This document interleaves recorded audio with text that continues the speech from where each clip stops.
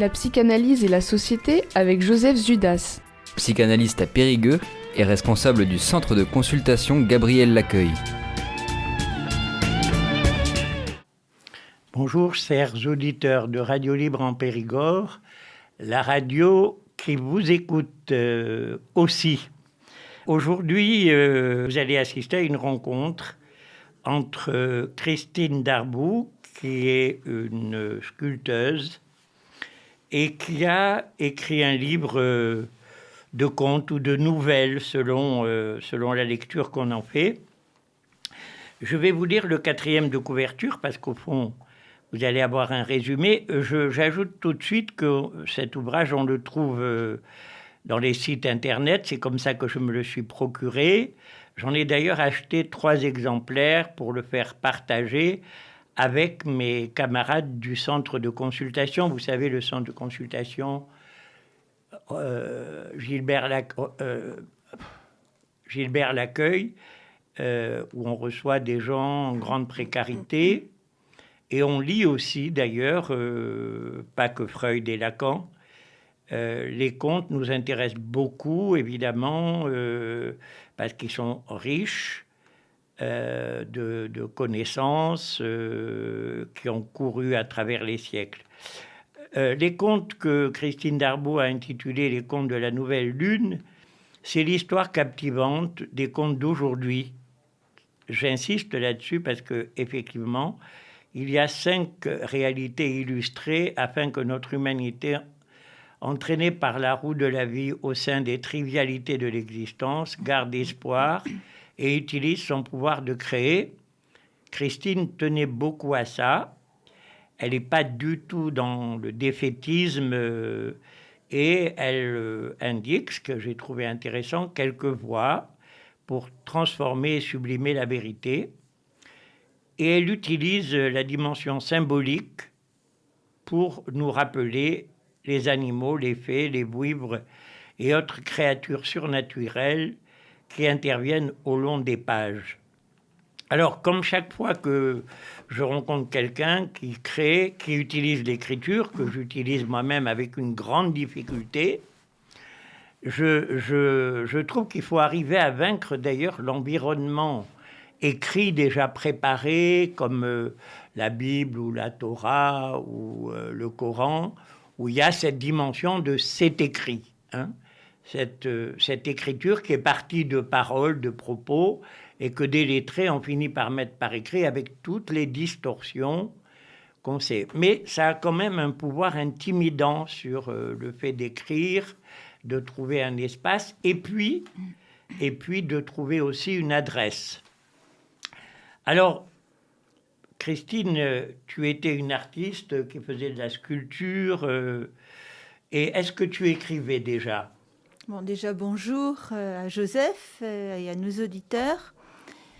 J'ai toujours plus ou moins écrit. J'écris aussi beaucoup pour faire les émissions de La Voix des Arts ici pour RLP, parce qu'il y a un travail aussi d'écriture pour rassembler les informations et les mettre en forme de manière à ce qu'elles soient facilement audibles. Et l'écriture a toujours fait partie de ma vie, et aussi la lecture, la littérature, et l'un va souvent avec l'autre. Oui, j'en profite au passage pour dire que j'ai écouté depuis longtemps, depuis que je me suis inscrit dans le trajet, l'émission que tu fais sur les créations des femmes.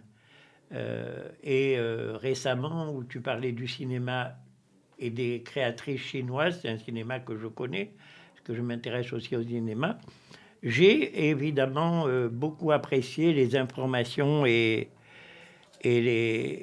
sortir ces femmes de l'oubli. Alors, comment tu arrives à l'écriture de contes, par quel chemin, comment tu arrives à penser à ça, et qu'est-ce qui te met comment tu passes à l'acte ? C'est un peu une alchimie, parce que pourquoi est-ce que tout d'un coup on met en forme, on écrit, je ne sais pas, c'est comme pour la sculpture, c'est pareil, il y a une alchimie intérieure, fait d'expérience, de lecture, de de plein de choses. Et un jour, les choses viennent, l'inspiration est là. Et on la jette sur le médium à disposition. Et c'est ce qui s'est passé aussi pour l'écriture. Voilà. Mais d'une autre manière que la sculpture. La sculpture était beaucoup plus tourmentée, intense, alors que l'écriture s'est révélée beaucoup plus douce et facile. Du moins au travers de ces histoires. Est-ce que tu serais d'accord si je comparais en disant que dans la sculpture, comme on le dit en italien, parvi e di levare, c'est-à-dire dans la sculpture, on enlève, alors que dans l'écriture, j'ai l'impression qu'on ajoute. Est-ce que tu serais d'accord avec ces deux façons de procéder ? Je suis pas sûre que je l'entends bien comme cela. Dans la sculpture, tu enlèves ? Oui, j'enlève, mais j'ajoute aussi. C'est-à-dire que, à vrai dire, j'étais dans un état second et mue par l'inspiration, une espèce d'élan intérieur qui fait que la terre me passait entre les mains et la pauvre, heureusement que c'était pas quelqu'un de vivant, mais il fallait que je mette de la vie dedans et je ne me suis pas posé la question de savoir si j'enlevais, je remettais. Moi, ce que je voulais, c'est mettre un élan vital et passer quelque chose dans ce bout d'argile. Oui. Voilà. Non, je suis d'accord que les sculptures, il faut qu'elles soient vivantes, qu'il y ait quelque chose. Je parlais de la technique, qui consiste évidemment à creuser, même si, quand c'est la pierre, c'est évident, il y a un burin, on enlève. C'est-à-dire que la malléabilité de la terre, c'est vrai, m'a permis d'exprimer des choses en mettant une impulsion dedans, que si j'avais dû prendre par exemple un bloc de marbre ou de pierre, il aurait fallu que je calcule. Et moi, je ne peux pas calculer dans ce type de travail. Et je ne voulais pas calculer. Et cette malléabilité me permettait d'imprimer dans la matière ce que je voulais y mettre. Et c'est vrai qu'on retire, mais aussi j'ajoutais. Et j'ai pas trop fait attention à ce que mes mains faisaient quand je le faisais. D'accord. L'écriture, c'est différent néanmoins. Non ? L'écriture, c'est différent. C'est-à-dire que, en effet, comme la sculpture, c'est fait d'expérience, de lecture, de maturation intérieure, de plein de choses. Et l'écriture, il faut aussi enlever, rajouter. On relit. Moi, je suis quelqu'un qui peut pas écrire d'un seul jet. Il y a des personnes qui écrivent d'un seul jet. J'en connais. Et lorsqu'elles lisent, c'est clair, ça passe. Oui. Moi, je sais que je suis une besogneuse. Tout, pour moi, est matière à travail. Donc, l'écriture, si je dois comparer à la sculpture où je mets un élan dedans et puis j'arrête au bout de 12 heures et puis il y a quelque chose qui arrive, l'écriture, j'écris, je laisse reposer, je reviens, je corrige et je fais des va-et-vient sans arrêt. Oui. Pour moi, le labeur de l'écriture est là. D'accord. Alors, j'ai peut-être pas répondu à ta question comme tu voulais, mais je réponds à ma manière parce que voilà, c'est ma façon de. Je souhaite. Oui. Oui, c'est plutôt un prétexte, mes questions pour que tu puisses dire, toi. Oui. Et pas un renvoi-réponse. Bon, sur la page de couverture, il y a écrit « Contes » au pluriel de la Nouvelle Lune. Donc j'imagine que tu sais ce que c'est que les contes que tu as lus, Blanche-Neige, Le Petit Chaperon Rouge, tout ça, et d'autres, des contes étrangers. Moi, je me suis intéressé beaucoup aux contes africains. Pourquoi ? Parce que il y a une façon de prendre en charge ce que ressent, pour parler de la naissance, et comme je reçois des enfants, il y a une façon de prendre en charge, on va dire, la maman au cas où elle aurait ce que certains appelleraient des mauvaises pensées. C'est-à-dire qu'elle est enceinte, ça pèse, elle a envie que l'enfant sorte, et quand j'ai travaillé avec des femmes, je voyais que ça les rendait coupables d'avoir ça. Et je leur disais, mais non, pas du tout. Et les contes africains, Bandiavali, racontent ça, que l'enfant, lui, il tape et il dit à sa mère, j'ai envie d'aller jouer, je veux sortir. On voit qu'il y a une prise en charge dans les contes des moments difficiles. Voilà. Ce que tu as d'ailleurs mis dans les tiens, ça évoque aussi les impasses. Mais pourquoi tu as choisi ce titre, Conte ? C'est vrai que on ne peut pas dire que ce sont vraiment des contes, ce sont plutôt des histoires. Le conte, pourquoi ? Parce que je fais intervenir des fées, des vouivres, des personnages un peu mythiques que l'on peut retrouver dans les contes. C'est un peu pour ça que j'ai dit conte. Mais ce sont surtout des histoires qui partent quand même d'une réalité et une réalité qui va être transformée au fur et à mesure. Et là, je fais intervenir justement tous ces personnages qui vont aussi rentrer en interaction avec des êtres humains ou des animaux. Voilà. Oui. Et ça, c'est... Alors, tu commences d'ailleurs par « Il était une fois ». Oui. Et après, tu dis pourquoi. Tu dis c'est une phrase magique, elle est la clé ouvrant la porte du monde, de l'imaginaire et du rêve. Tout ça, c'est le conte. Un sésame ouvre-toi qui nous propulse dans l'incommensurable, l'intemporel. Alors ça, c'est tout à fait juste aussi dans le conte. Logé au tréfonds de chacun d'entre nous, comme un lieu merveilleux, là, tu vas vers le lecteur. Parce que c'est intéressant. Au fond, quand je l'ai lu, je me suis dit que je me pose toujours ça. Par exemple, avec Amélie Nothomb, qui est un personnage truculent et voilà, et puis qui est hors sens presque toujours, je me dis, où est l'adresse ? Et dans les premiers que j'ai lus, je me suis dit, mais qui va lire ça ? Or, elle a un succès phénoménal. Et je me pose toujours la question, est-ce que dans ce qui est écrit... Alors, moi, je reçois beaucoup de patients, de personnes qui écrivent. Et ça leur est d'ailleurs vital. Oui. Parce que quand ils sont un peu perdus, l'écriture, ça permet un travail de capitonnage, comme on dirait pour la laine d'un matelas, pour ne pas que ça se balade. Il y a un rapport comme ça, et qui apporte un apaisement la plupart du temps. Oui, j'en suis convaincue. Donc, des fois, je le conseille un peu. Je leur dis, écrivez... Même toute forme d'art, c'est pas pour rien qu'il y a l'art-thérapie, c'est que toute forme d'art permet d'évacuer, de transposer, de transcender notre monde intérieur. Bon, alors après, évidemment, comme je te disais tout à l'heure en aparté, psychanalyse et société, tu commences par dire, le père, il a des difficultés, appelez-le Dieu si vous voulez, bon, ça j'ai bien aimé. C'est très juste de le dire comme ça ouvre un public. Et puis, on commence à voir des gens qui ne veulent plus lui obéir.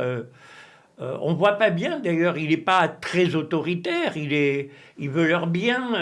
Et c'est tout à fait juste, d'ailleurs, qu'aujourd'hui, j'entends des enseignants, des soignants qui veulent le bien et qui se retrouvent avec des procès, les pneus crevés. Voilà. On voit bien que la fonction paternelle, même s'il y a quelqu'un qui est présent, des fois, ça ne marche pas. À l'école, alors que il y a une trentaine d'années, quand j'ai commencé à travailler, même un peu plus, le père avait une fonction.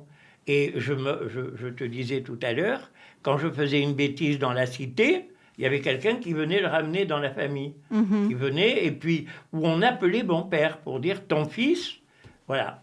Et donc, j'ai connu le déclin de ça. Oui. Pourquoi ? Parce que d'abord, la science a pris la place avec des savoirs, les médicaments, bien sûr, pour les enfants hyperactifs qui en prennent très jeunes. Oui, je sais. Au lieu de se demander pourquoi il est aussi agité, il est agité souvent parce qu'il ne sait plus à quoi se raccrocher. Oui, c'est la facilité de donner les médicaments. Bon, donc effectivement, c'est crucial, tu commences par ça. Et ça, bien sûr, ça m'a beaucoup intéressé. Pas du tout parce que comme la psychanalyse, mais parce que ça suit une logique actuelle Oui. Où on entend, il y a des femmes seules, le patriarcat est remis en cause, parce que certes, le père, il a été un peu trop loin à une époque. Oui, bien sûr. Je me rappelle que les femmes ne pouvaient pas marcher en pantalon dans les rues, qu'elles ne pouvaient pas fumer dans les rues. Et une femme qui même marchait en bas du trottoir, on l'a traitée de femme de mauvaise vie. Mais en même temps, quand on n'a plus un mur pour jeter des balles et taper, quand la balle ne revient pas, il y a de l'angoisse. Voilà. Donc, comme beaucoup de choses, par exemple, les patronages que je fréquentais, moi, où l'Église ne se contentait pas que de dire la messe, organisée, ils ont disparu, mais on n'a rien mis à la place. Rien. Et donc, effectivement, on voit quelque chose qui s'est défait peu à peu. Et au fond, j'ai trouvé que c'est ça que tu essayais de dire dans l'ensemble. Bon, j'ai essayé peut-être de le dire. Bon, c'est vrai que toi, tu es le psychanalyste, donc tu vois... Oui, mais je lis les contes. Voilà. Mais bon, c'est vrai que j'ai revisité le récit biblique. Bon, je parle donc c'était dans la création du monde. Je parle de Dieu, d'Adam et Ève qui sont chassés du paradis. Parce qu'ils désobéissent, ils suivent l'horrible Lulu, qui est Lucifer, l'esprit du mal, on va dire. Alors, et ce qui est important, c'est que dès le début, ils désobéissent. C'est pas, il n'y a pas cette vision, tu sais, passéiste, avant c'était mieux. Non, c'est pas mieux. Dès le début, ça va pas. Tu vois ? Et ça m'a intéressé. Oui, mais je suis pas contre la désobéissance. Oui. Le but, c'était simplement de souligner... bon, c'est vrai que toi, tu as ta façon de voir... mais moi, tu sais, quand je lis des contes, c'est pour apprendre. Oui. C'est pas pour les psychanalyser, c'est pour apprendre. Oui, alors je t'apprends ce que j'ai voulu dire, si tu veux bien. J'ai voulu simplement, en effet, bon, le Dieu est le Père, les enfants désobéissent, ils sont chassés du paradis, parce qu'ils ont écouté l'esprit du mal, quelqu'un qui est à l'inverse du Père, ou je ne sais pas qui ça peut être, ça pourrait être, si on le transpose. Il y a une part d'ombre. Oui, la part d'ombre, et que lorsqu'ils arrivent sur Terre, eh bien, ils vont être influencés par Lucifer, par toutes les mauvaises pensées, tout ce qui peut y avoir de négatif en soi, et qui produit ce que nous connaissons hélas tous, les guerres, les conflits, les rapports de force, les rapports de pouvoir, etc., etc. Donc c'était un peu ça que j'ai raconté dans ce livre, en voulant dire aux êtres humains en général, faites attention à vos pensées, à vos actions, faites attention à l'autre qui est en face de vous, faites attention à votre soif de pouvoir, de domination, parce que ça mène au conflit, aux guerres et à la souffrance. Alors, en même temps, ça s'adresse aussi à des enfants ? Oui, parce que le message est quand même universel. Il est universel, ce sont les enfants l'avenir. Ils vont grandir, et en grandissant, justement, ça s'adresse à des enfants. D'accord. Sous forme de petites histoires, avec le vilain Lulu d'un côté, avec Dieu, papa gentil de l'autre, et puis les enfants qui font des bêtises. Mais jusqu'où mène la bêtise ? À la souffrance, à la destruction. Voilà, c'est un peu ça. Tu sais que tu as mis comme punition une vision du travail qui est très chrétienne, c'est le travail, c'est une punition. D'ailleurs, le mot travail vient du tripalium, un instrument de torture à 3 pales. Alors que dans la religion juive, c'est pas une punition. Non. Il y a une joie à aller retrouver d'autres pour reconstruire quelque chose. Alors, dans la religion, c'est la Jérusalem céleste qu'on n'arrivera pas à reconstruire d'ailleurs. Oui. Mais je dis ça parce que moi, j'ai vécu en Afrique du Nord dans les 3 communautés et que je me suis rendu compte que j'ai été imprégné par cette idée que le travail, c'est aussi une certaine joie de construire, mais pas seul, ensemble. Mais justement, pour moi, le travail est une valeur. Alors, je sais pas, tu me dis tu que... dis ils sont obligés de travailler. Travailler dans le sens, ces enfants-là qui sont désobéissants n'ont pas envie de travailler. Oui. Mais le travail, selon Dieu, n'est pas... Dans le la travail religion, est une valeur. C'est une sanction. Hein. Tu gagneras ton pain à la sueur de ton front. Oui, c'est une sanction, mais dans l'absolu, enfin, en ce qui... Ma façon de voir les choses, moi, ce que j'ai voulu simplement signifier, c'est que ces enfants sont désobéissants et qu'ils font des bêtises et que le travail qui peut être une valeur, parce que le sens de l'effort, c'est ce qui mène justement, et c'est le travail qui mène à un résultat qui peut être constructif et intéressant. À une création. Voilà, une création. Donc c'est dans ce sens-là que je... D'accord. Oui, moi je te dis mes réactions à la lecture. Oui, bien sûr, mais tu as raison. Donc tu disais, l'adresse, c'est aussi bien des enfants que les adultes. C'est ça que tu voulais. Ça s'adresse aux enfants, ça peut s'adresser aux adultes. Les adultes peuvent le lire aux enfants.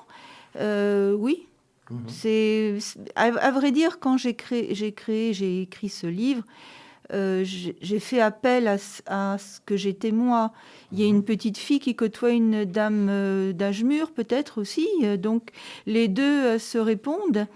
Il y a plusieurs personnages en soi. Donc il y a aussi une petite fille, celle qui aime le merveilleux, les contes de fées qu'elle a écoutés ou lus quand elle était petite. Mais il y a aussi quelqu'un de mature, de réfléchi, peut-être un peu sage aussi pour certaines choses. Et tous ces personnages, ces êtres ce que nous sommes à l'intérieur de nous, se sont projetés dans ce livre quelque part. D'accord. N'est-ce pas, monsieur le psychanalyste? Vous êtes content c'est toi qui me mets là-dedans. Hein, oui. Si ça te va. Mais parce que j'aime bien. Moi, je lis bien. pas. Non. Je ne lis, à part les textes théoriques, j'en ai assez. Oui. Je vais lire autre chose pour sortir de là.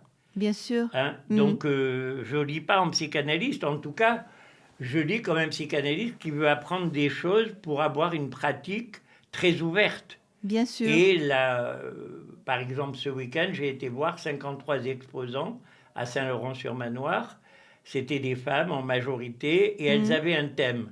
Une femme derrière un rideau. Bon, j'ai trouvé ça intéressant. Oui, c'est suffisamment intéressant. en référence à ma pratique, évidemment, parce que le rideau qui bouge, qu'elle manie, les vêtements, tout ça, c'est effectivement très féminin. Oui. Et j'ai remarqué que certains s'étaient collés absolument au thème donné, alors que d'autres ont traité ça de façon plus métaphorique. Oui. Et justement, dans ton travail, est-ce que tu avais des références en tête en écrivant? Est-ce que tu t'inspirais d'eux, comme on dit? Je me suis inspirée, par exemple, des mythes. Je me suis inspirée des mythes grecs, par exemple, avec les dieux, quand je parle de la conspiration des planètes. Les noms sont des noms non pas des noms latins, puisque c'est Mars, Jupiter, avec des références peut-être aussi astrologiques, puisque chaque planète révèle un caractère, et que ces caractères, on les retrouve dans l'humanité. Donc je me suis inspirée en effet de mes lectures, de la mythologie. Tout ça, c'est venu un peu en même temps. Et il y a la personne qui est représentée, parce qu'il me semble que dans les dessins, puisqu'il y a aussi des dessins, il me semble qu'on te reconnaît assez souvent dans le personnage féminin. Non, pas tous. Pas tous, pas mais il y en a certains. Pas dans les blondes ou les... Celui que j'ai sous les yeux, par exemple. Celui-là, c'est moi. Ça, c'est l'introduction. Voilà. Donc, je présente le livre en introduction, en effet. Voilà. Et alors, pourquoi cette partie dessinée qu'il n'y a pas dans les contes la plupart du temps? Parce que moi, c'est vrai qu'il y a plein de choses qui se passent en moi. Des dessins qui sont magnifiques, d'ailleurs. C'est gentil, merci. Oui. Quand je vois des images. Quand je lisais petite ou quand je lisais, je voyais des images. D'accord. Si bien que quand je voyais un film qui représentait le livre que j'avais lu, ça ne me convenait jamais parce que moi, j'avais mon imaginaire qui avait déjà tout créé. Qui avait déjà fait une mise en image. Voilà, j'ai fait une mise en image. Et bon, c'est plus fort que moi. Quand j'ai une musique, je vois des danseurs, je les fais danser, je m'ennuie pas du tout. Hein. C'est agréable. J'ai un monde à moi qui prend forme. Et je voulais faire illustrer ces contes par des amis peintres. Et puis ça a failli se faire, ça s'est pas fait. Et comme j'avais à un moment un laps de temps disponible et que j'aime le dessin aussi, j'ai dit pourquoi que je ne les ferais pas. Voilà, donc j'ai mis en forme, j'ai essayé aussi de dessiner, de colorer, et d'associer le dessin à la couleur, ce qui n'a pas été facile au début. Je trouve que quand tu dis mon monde, voilà, c'est ce que j'ai trouvé intéressant. Oui. C'est ce que j'ai trouvé intéressant dans cette lecture, c'est l'envie de... Alors, je te connaissais, mais quand j'en parle, je dis c'est un univers féminin dont les femmes s'expriment aujourd'hui beaucoup, mais singulier. Voilà, il faut aller à la découverte de cette singularité. Voilà, je te laisse terminer. Tous les êtres sont singuliers de toute façon. Bon, moi j'ai apporté ma part. C'est vrai que le sens de ces histoires, c'est quand même la protection de la vie, parce que à chaque conte, je parle du respect que l'on doit à l'autre, que l'on doit aux animaux, que l'on doit à la nature. Je parle aussi de discrimination. Je dis beaucoup de choses aussi, c'est-à-dire que finalement toute cette alchimie a permis de donner un sens qui est quand même positif, optimiste. Voilà. Et avec un message que je viens de proposer là. Voilà. On peut conclure là-dessus, c'est effectivement un message et aussi un témoignage. Un témoignage aussi, oui, bien sûr. Ça te va? Oui. Eh bien, on va s'arrêter là. On va s'arrêter là. Je te remercie, Joseph, d'avoir pris le temps de parler de ce livre. Vous venez d'écouter Psychanalyse et Société sur RLP.